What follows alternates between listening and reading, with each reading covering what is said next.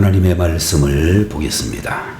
성경 말씀은 마태복음 26장 44절에서 46절까지를 보겠습니다.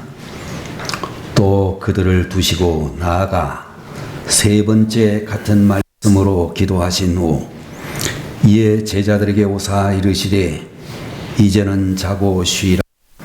보라, 때가 가까이 왔으니 인자가 죄인의 손에 팔리느니라.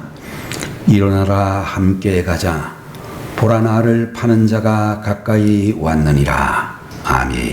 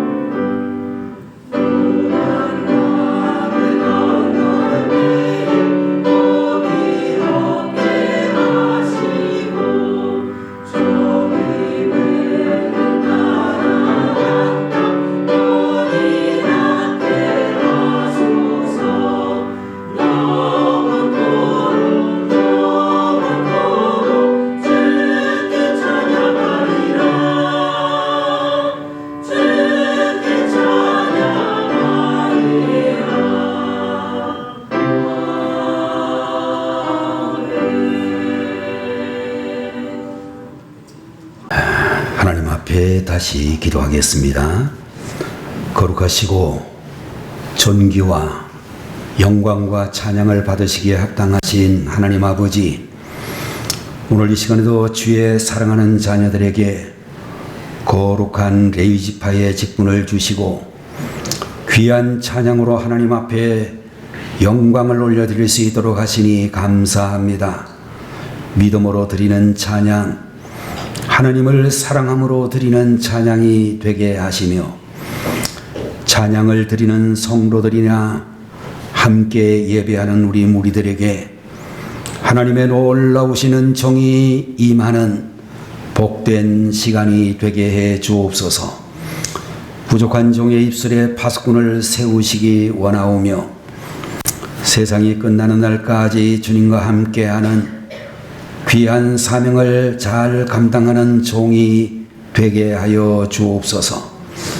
오늘 이 시간에도 말씀을 통하여 하나님 앞에 영광을 올려드리는 거룩한 시간이 되기를 바라옵고, 사순절 기간을 통하여 다시 한번 주님이 우리를 위하여 흘리신 보혈과 고난의 발자취를 묵상할 수 있도록 함께해 주옵소서. 예수님 이름으로 간절히 기도 올리옵나이다. 아멘.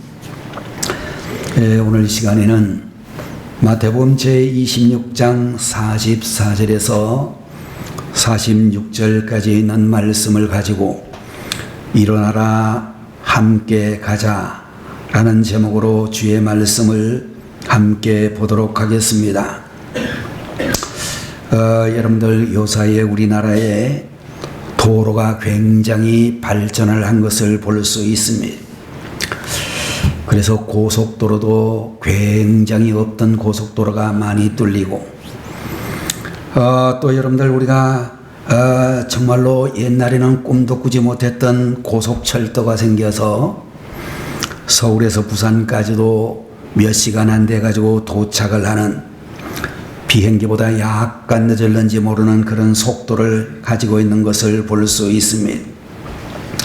서울에서 부산까지 가장 빨리 가는 방법은 무엇이겠습니까? 라는 질문을 이야기한다면 아마도 여러분들께서는 비행기만큼 빠른 교통수단이 없기 때문에 비행기를 타는 것이 가장 빨리 갈 수 있는 방법입니다. 라는 이야기를 할 수도 있겠고, 또 어떤 분들은 요사이 최근에 개통되어진 고속전철을 타는 것이 가장 빨리 갈 수 있는 방법이라고 볼 수 있는 분도 있을 것입니다. 그런데 이 질문에 대한 정답은 어떤 것이 정답인가 하면 사랑하는 사람과 함께 가는 것이 가장 빨리 가는 방법이다. 그게 정답이라고 하는 것입니다. 여러분들 아무리 힘든 길이라 할지라도 사랑하는 사람이 내 옆에 있다라고 한다면 배고픈 줄도 잘 모르고 피곤한 줄도 모르고 시간 가는 줄도 모르게 그렇게 우리는 서울에서 부산까지 나아가게 될 줄로 믿습니다. 반대로 자기의 마음을 이해해 주는 사람이 없을 때, 자기와 함께하는 사람이 없다라고 느낄 때에 사람들은 고독을 느끼게 된다라고 하는 것입니다. 여러분들 성경을 보게 되면 예수님도 깊은 고독 가운데 빠지신 적이 있음을 발견하게 되는데, 오늘의 본문 36절의 말씀을 보게 되면 이에 예수께서 제자들과 함께 겟세마네라 하는 곳에 이르러 제자들에게 이르시되 내가 저기 가서 기도할 동안에 너희는 여기 앉아 있으라 하시고 라는 말씀이 기록이 되어져 있습니다.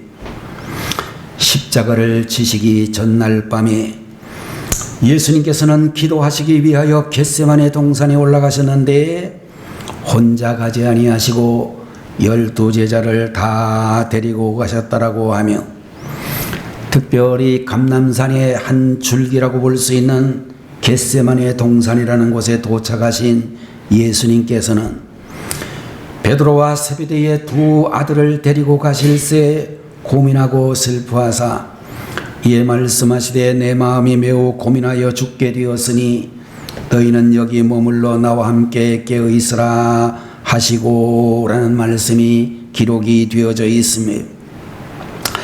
처음에 감람산에 가실 때에는 12명의 제자를 다 데리고 가셨지만 특별히 기도하기 위하여 겟세마네 동산에 오르셨을 때는 9명의 제자들은 감람산에 그대로 있게 하시고 베드로와 요한과 야고보라고 하는 세 사람을 따로 데리고 더 앞으로 나아가신 후 너희는 여기 머물러 나와 함께 깨어 있으라 이렇게 부탁을 하신 것을 볼 수 있습니다.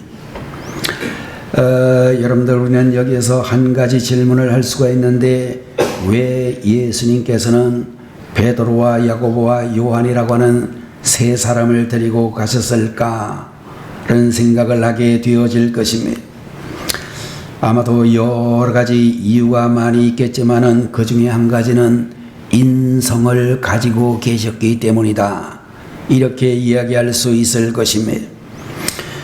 우리와 똑같이 기뻐하시고 슬퍼하시고 외로움을 느끼시는 인성을 가진 주님께서 십자가 사건을 앞에 두고 주님과 함께 있어줄 기도의 동역자들이 필요하셨기 때문에 가장 사랑했던 3명의 제자들을 데리고 가셨다라고 볼 수 있을 것입니다.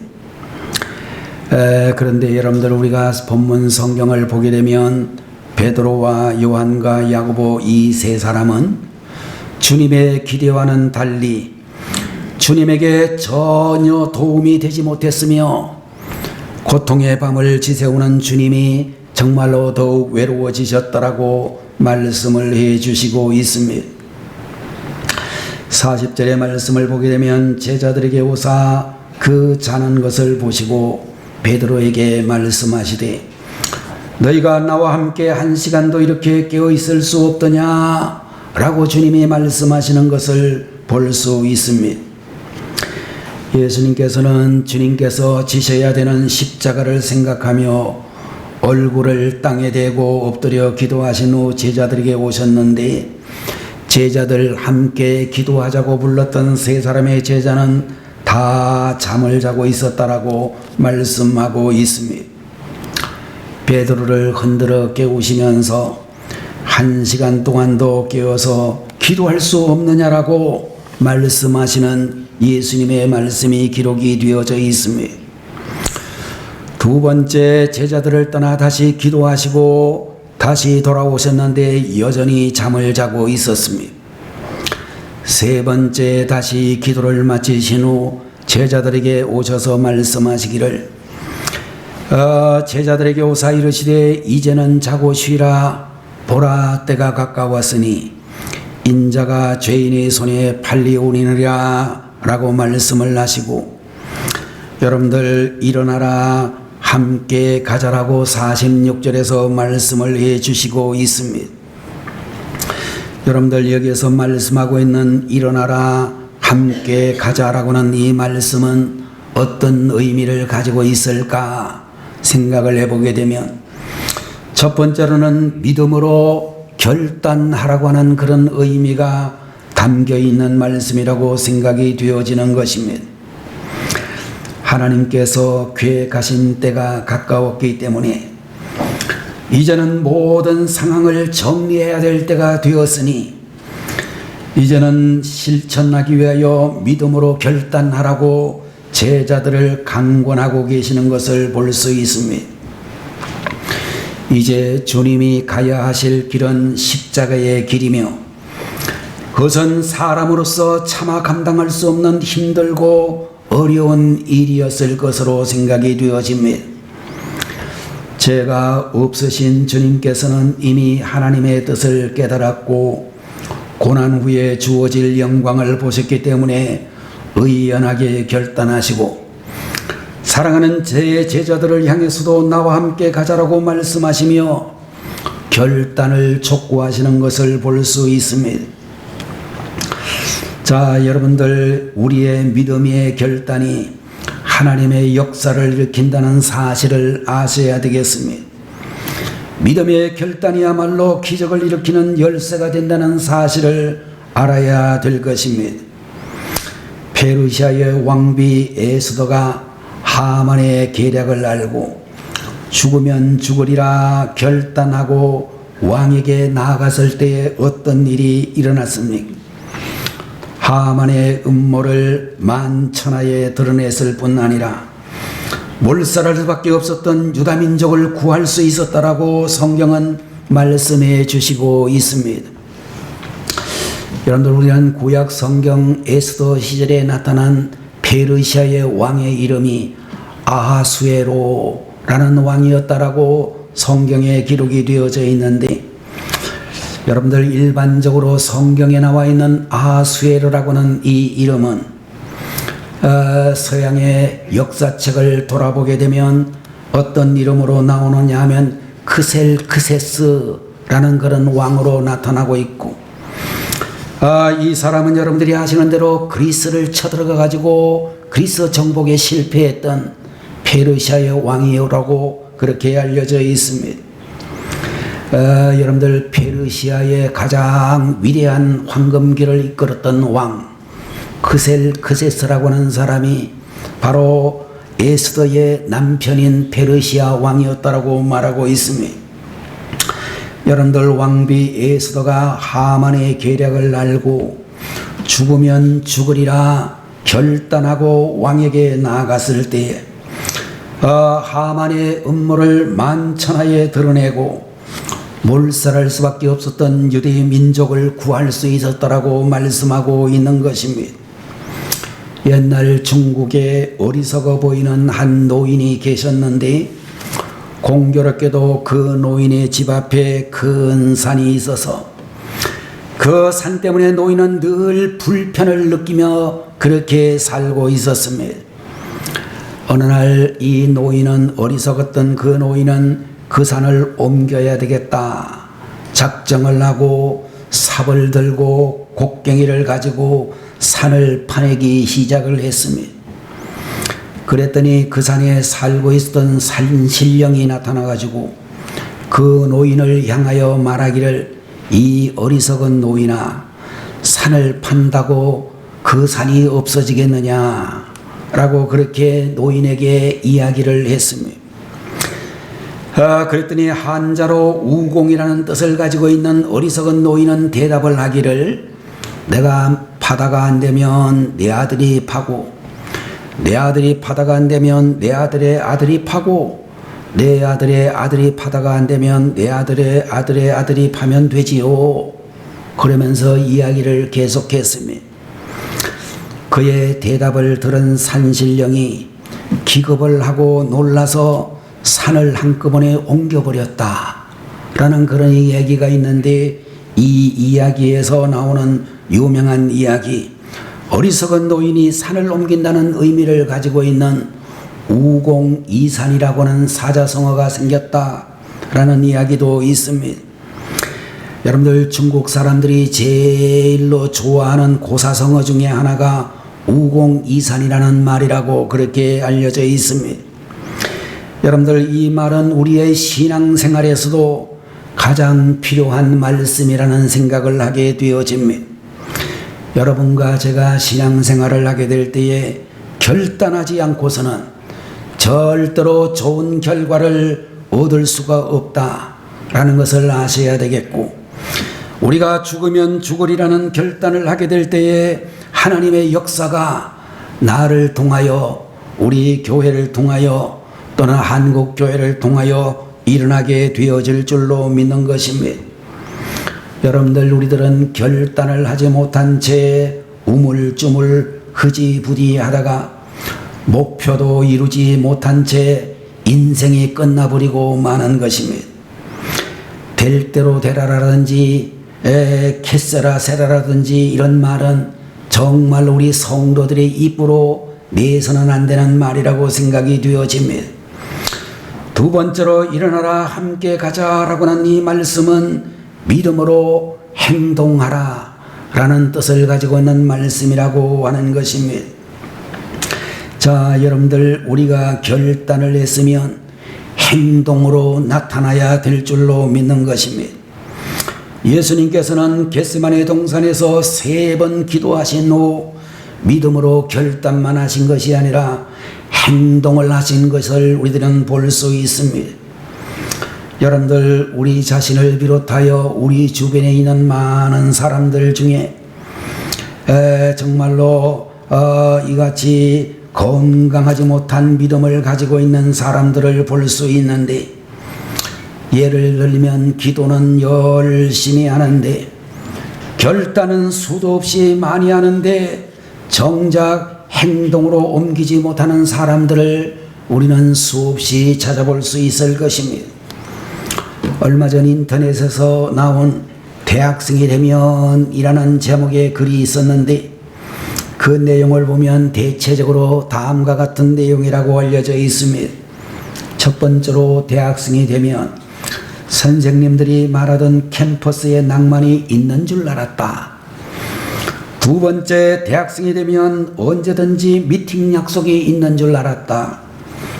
세 번째, 대학생이 되면 누구나 다 CC가 캠퍼스 커플이 되는 줄 알았다.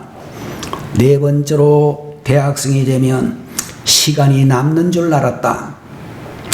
다섯 번째로, 대학생이 되면 학교에 늦게 가도 되는 줄 알았다. 여섯 번째로, 대학생이 되면 시험에 대한 압박이 더 이상 없는 줄 알았다. 일곱 번째로, 대학생이 되면 두툼한 영어 원서를 마음대로 읽을 수 있을 줄 알았다. 여덟 번째, 대학생이 되면 잔디에 들어누워서 고상한 주제로 토론할 수 있을 줄 알았다. 아홉 번째로, 대학생이 되면 MT 가서 아름다운 추억을 만들 수 있을 줄 알았다. 그게 무슨 이야기냐면 대학생이 돼도 별 볼 일 없다는 이야기입니다.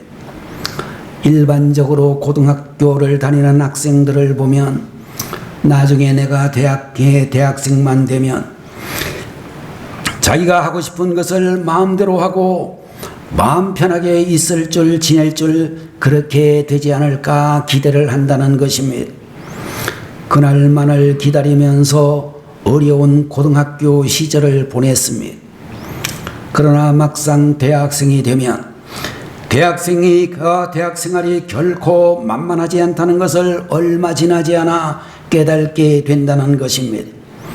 리포트를 쓰느라 시달려야만 하고 F학점을 맞지 않으려고 스트레스를 받아야 되고 졸업 후에는 취직을 하기 위해서 인터뷰나 어학 등 여러 가지 스펙에 대한 준비를 해야 되는 것입니다.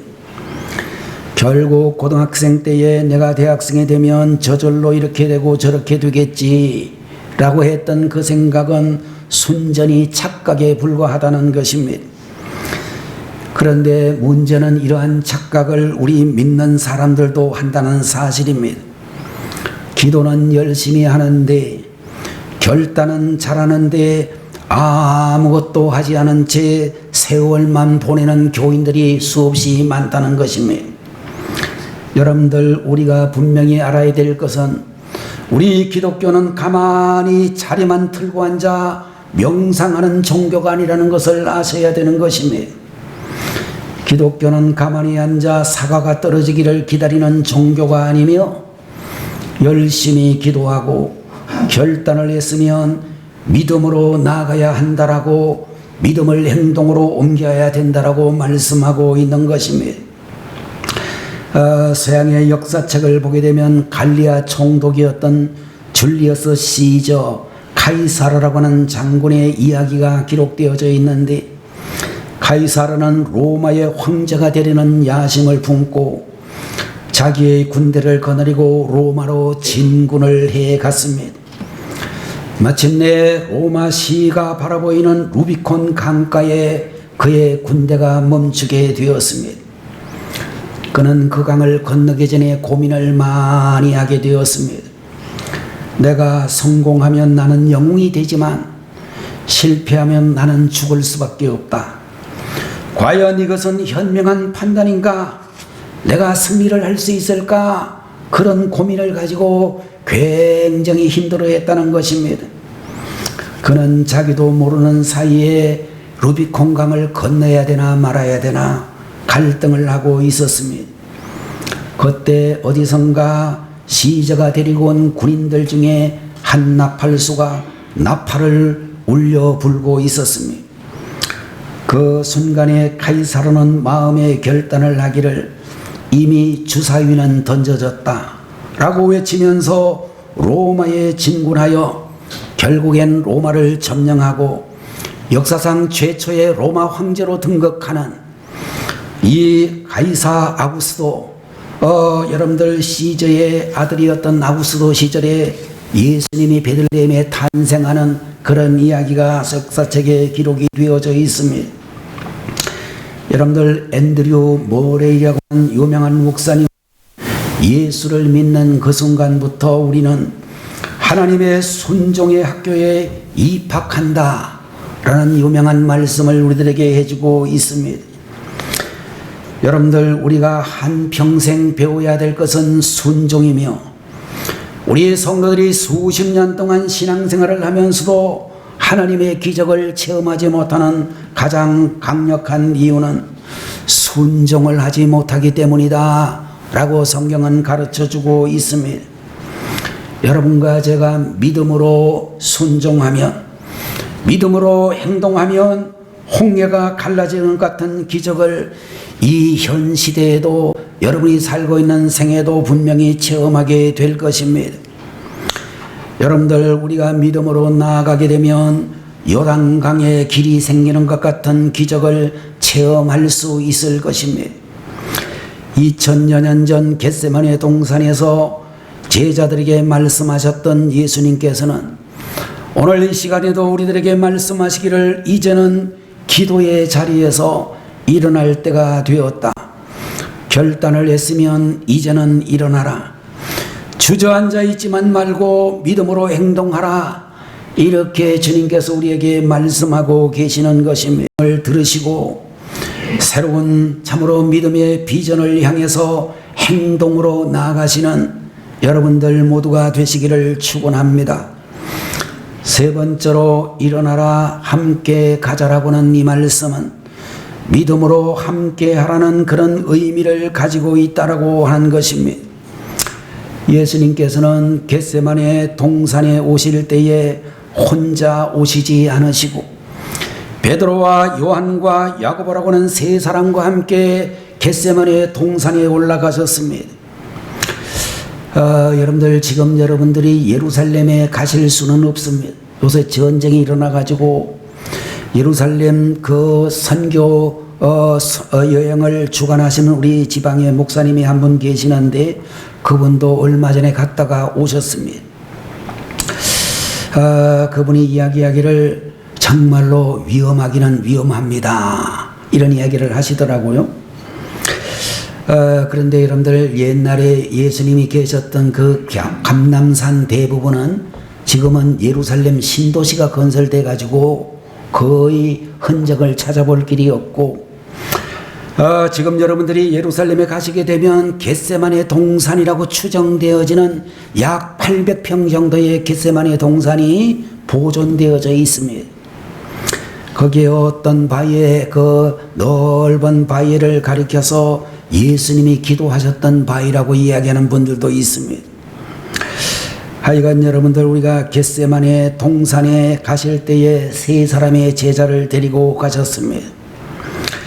여러분들 이 말씀은 어떤 말씀인고 하면 오늘을 살아가는 우리들에게도 우리가 이제 믿음으로 하나가 되어야 된다라고 우리는 믿음으로 함께 해야 된다라고 그렇게 말씀을 하시고 있는 것입니다.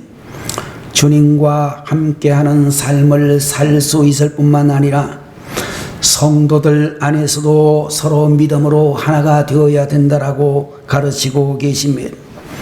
사도행전 2장 44절 45절 말씀을 보면 믿는 사람들이 다 함께 있어 모든 물건을 서로 통용하고 또 재산과 소유를 팔아 각 사람의 필요를 나눠주고 날마다 마음을 같이하여 성전에 모이기를 힘쓰고 집에서 떡을 떼며 기쁨과 순전한 마음으로 음식을 먹었다. 그런 말씀이 기록이 되어져 있습니다. 여러분들 예루살렘 초대교회는 이 공동체 의식이 있었다는 것입니다. 에베소서 2장 19절에도 보면 그러므로 이제부터 너희가 더 이상 외인도 아니요 손도 아니요 오직 성도들과 동일한 시민이요 하나님의 권속이라 이렇게 말씀하고 있는데 여러분들 여기서 말하고 있는 하나님의 권속이라는 말은 하나님의 가족이라는 뜻을 가지고 있는 말인 것입니다. 초대교회 성도들은 믿음으로 함께하는 삶을 살았고 그러나 현대교회의 성도들은 함께하지 않는 특징을 가지고 있습니다. 구속되는 것을 싫어하므로 조용히 교회에 와서 예배를 드리고 바람과 같은 속도로 사라지는 분들을 많이 볼 수 있습니다. 그러나 여러분들 우리가 반드시 기억해야 될 사실은 혼자서는 결코 신앙을 지킬 수 없다는 것입니다. 영국 출신의 위대한 중국 선교사 허더슨 테일러라고 하는 선교사는 현대 선교 역사에 중요한 발자취를 남기는 훌륭한 분이라고 알려져 있습니다. 이분이 중국 선교사로 파송된 지 얼마 되지 않아 큰 위기를 만나게 되었습니다. 의욕적으로 여러 가지 선교 사역을 추진하다가 선교 본부와의 의견 차이로 마찰이 일어나게 되었습니다. 어느 날 선교 본부로부터 경고장이 날아왔습니다. 선교 본부를 탈퇴하든지 지금까지 진행해온 모든 프로젝트를 중단하든지 선택을 하십시오. 선교 본부가 더 이상 허더슨 테일러를 후원하지 못하겠다라고 경고를 했습니다. 그 경고문을 받게 되어진 중국의 허더슨 테일러라고 하는 선교사는 절망에 빠지게 되었습니다. 거의 같은 시기에 또 한 통의 그는 편지를 받게 되어지는데 그 편지는 허드슨 테일러와 결혼을 약속한 애인으로부터 온 편지였습니다. 허드슨 테일러의 모험적인 삶의 태도 때문에 그와 일생을 같이 할 수 없다라고 생각한 그의 애인이 절교의 편지를 보냈다라고 하는 것입니다. 허드슨 테일러 선교사는 깊은 절망에 빠졌습니다. 그 두 통의 편지로 인하여 선교 사역은 물론이요, 인생까지도 포기하고 싶은 유혹을 받게 되었습니다. 그런데 그런 위기에 빠진 그가 중국 선교를 계속할 수 있었던 이유는 그보다도 20살이나 더 나이가 많으신 스코틀랜드 출신의 윌리엄 번저라는 선교사 때문이었다라고 그가 말씀하고 있습니다. 두 통의 편지를 받고 절망하고 있는 허드슨 테일러에게 번저 선교사, 스코틀랜드의 번저 선교사가 이런 제안을 합니다. 여보게, 모든 것을 다 잊어버리고 나와 함께 여행을 떠나세. 그래가지고 허드슨 테일러와 번저 선교사는 그로부터 7개월 동안의 중국 여행길에 오르게 되었습니다. 중국의 이곳저곳을 둘러보며 휴식도 취하고 같이 사역을 하면서 많은 대화를 하게 되었습니다. 놀랍게도 그 여행을 통하여 허드슨 테일러가 회복되어졌고, 허드슨 테일러 선교사가 말하기를 그가 회복될 수 있었던 것은 윌리엄 번저 선교사의 두 마디 말 때문이었다라고 이야기를 했습니다. 허드슨 테일보다도 20살이나 더 많았던 번저 선교사는 이렇게 이야기를 했습니다. 나는 자네를 믿네. 나는 자네를 믿네 라고는 이 말과, 그리고 두 번째로는 나는 자네를 끝까지 따를 걸세 라고는 그 두 마리의 말이었다라고 하는 것입니다. 윌리엄 번저는 7개월 동안 여행을 하는 동안 허드슨 테일러에게 날마다 또 시간마다 나는 자네를 믿네, 나는 끝까지 자네를 따를 걸세 라고는 두 마디 말을 했다라고 하는 것입니다. 후에 허드슨 테일러는 그때의 일을 회고하면서 만약 그가 없었더라면 나는 인생의 위기를 절대로 극복해낼 수 없었을 것입니다 라는 그런 고백을 했다라고 하는 것입니다. 여러분들, 믿음의 사람들과 함께 하는 것이 우리의 신앙생활에서 매우 중요하다는 것입니다. 초대교회를 살펴보게 되면 예루살렘의 마가의 다락방이나 데살로니가의 야손의 집이나 빌립보 교회의 루디아의 집이나 라오디게아 교회의 눈바의 집과 같은 자그마한 가정교회가 많이 있었습니다. 여러분들, 예루살렘 교회는 여러분들이 꼭 기억을 하셔야 되는데요, 예루살렘 성전이 예루살렘 교회가 아닙니다. 예루살렘 교회라고 하는 것은 일반적으로 마가의 다락방을 지칭하는 것입니다. 또 여러분들, 우리가 잘 알고 있는 빌립보 교회라고 하는 이 교회는 루디아라고 하는 사람의 가정집이었다라고 우리들이 볼 수 있습니다. 라오디게아 교회는 눈바라는 성도의 가정집이 라오디게아 교회였다라고 볼 수 있습니다. 여러분들, 초대교회의 성도님들은 이 가정교회에 모여 하나님의 은혜의 말씀을 나누었을 뿐만 아니라 서로 위로하고 격려하며 사랑을 나누었다라고 말하고 있습니다. 초대교회의 성도들이 로마의 무서운 핍박 속에서 견딜 수 있었던 비결은 그들이 믿음으로 함께 했기 때문이라고 볼 수 있는 것입니다. 오늘날 우리 한국 교회를 비롯하여 세계의 많은 그리스도인들의 신앙이 기대만큼 성장하지 못하는 가장 큰 이유는 나 홀로 신앙 때문이다, 이렇게 진단하는 분들이 많습니다. 여러분들 아셔야 할 것은 내가 아무리 혼자 결심을 해도 그 결심은 절대 오래가지 못하는 것입니다.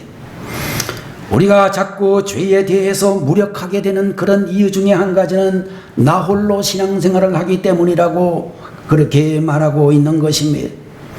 히브리서 3장 13절에서 오직 구원이라 일컫는 동안에 매일 피차 권면하여 너희 중에 누구든지 죄의 유혹으로 강팍해 됨을 면하라, 이렇게 말씀을 해 주셨습니다. 다시 말해서 매일매일 피차 권면하는 자가 있으면 죄를 이길 수 있다는 것입니다. 여러분들 나 홀로 신앙생활 하지 말고 함께 신앙생활 하시는 여러분들이 되셔야 되겠습니다. 여러분들 우리가 정말로 신앙생활을 하게 될 때 나 혼자서 이렇게 믿으면 되지 그렇게 생각하지 말고, 신앙생활 하다 어려운 문제 만나면 목사님에게, 여러분들을 가르치는 구역 인도자에게, 여러분이 소속한 그 기관의 회장에게, 또 여러분들 옆에 있는 성도에게 기도해 달라고, 이럴 때는 어떻게 하면 좋겠느냐고 영적인 상담을 해야 된다라고 하는 것입니다. 여러분들 주님께서 마음이 심히 괴롭고 슬픈 가운데 기도하셨지만 제자들 중에 어느 누구도 주님의 그 마음을 알고 함께 기도하는 사람이 없었습니다. 제자들은 마치 남의 일같이 생각하고 잠을 자버렸습니다. 그래서 주님은 제자들을 깨우시고 그 제자들을 향해서 일어나라, 함께 가자라고 말씀하셨습니다. 오늘 우리 영광교회 이 예배도 주님이 찾아오신 줄로 믿습니다. 주님께서 여러분과 저에게 일어나라, 함께 가자라고 말씀하시는데 이 음성을 들을 수 있는 여러분들이 되시기를 바랍니다. 여러분들 주님의 말씀에 반응하여 순종하시기 바랍니다. 여전히 깊은 잠에 빠져 있다면 이 시간 일어나라, 함께 가자라고 말씀하시는 주님의 음성을 들으시고 그 주님의 음성에 응답할 수 있으시기를 바랍니다.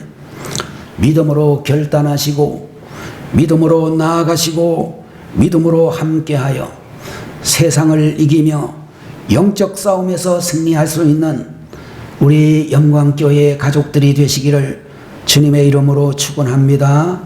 기도하겠습니다. 할렐루야.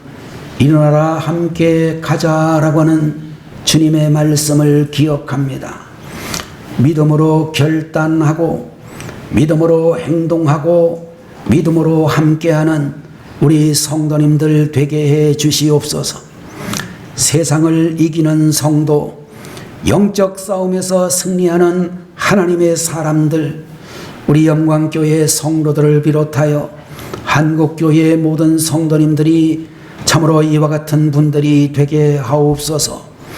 예수님의 이름으로 간절히 기도 올리옵나이다. 아멘.